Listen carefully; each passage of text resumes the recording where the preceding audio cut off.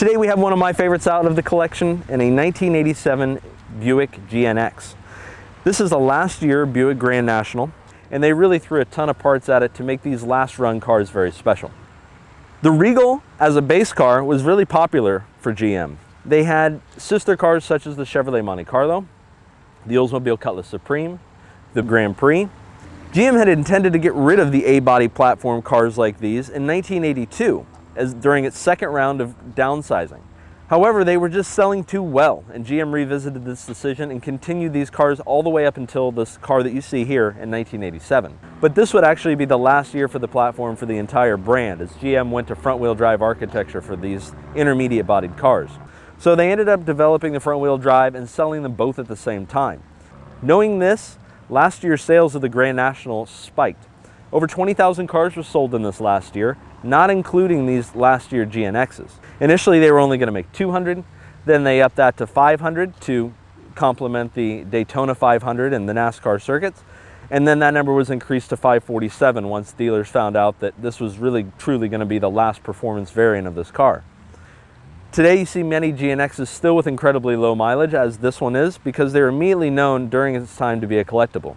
These demanded a very high premium. In 1987, these cars sold for just under $30,000, which is a lot of money for 1987.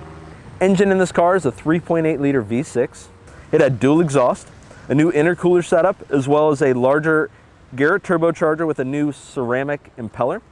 It was rated at 276 horsepower, but this was universally agreed that this was pretty underrated. For its time, the performance was tremendous. These would easily beat Corvettes, even manual shift Porsches. In 1987, Car and Driver clocked one going 0 to 60 in 4.7 seconds. Go through the quarter mile in the mid-13s at over 100 miles an hour. As you can see, it's in black, as they all were. You couldn't get another color. If you look at other Regals and Cutlass Supremes, they kind of have a pretty grandma look. This does have a little sinister performance look to it, and it's a lot more different when you see it up close compared to a Monte Carlo. My grandma had a Monte Carlo growing up. There's tons of chrome and little bits on it, but this is really minimal, sleek, black, mean, sinister looking, something I enjoy. The V6 emblem that you see on the Grand National is a combination of a turbocharger wheel and the number 6, kind of a unique touch there. On the inside, it was still pretty standard GM, but it had everything you needed to see, including the boost. On the 1987 cars, they got away from the previous generation's dash and what was smaller Stewart Warner gauges. All cars would be the automatic transmission. It's got about everything you need with power windows, power locks. Also, GNXs are individually numbered. This is number 155 of the 547 produced.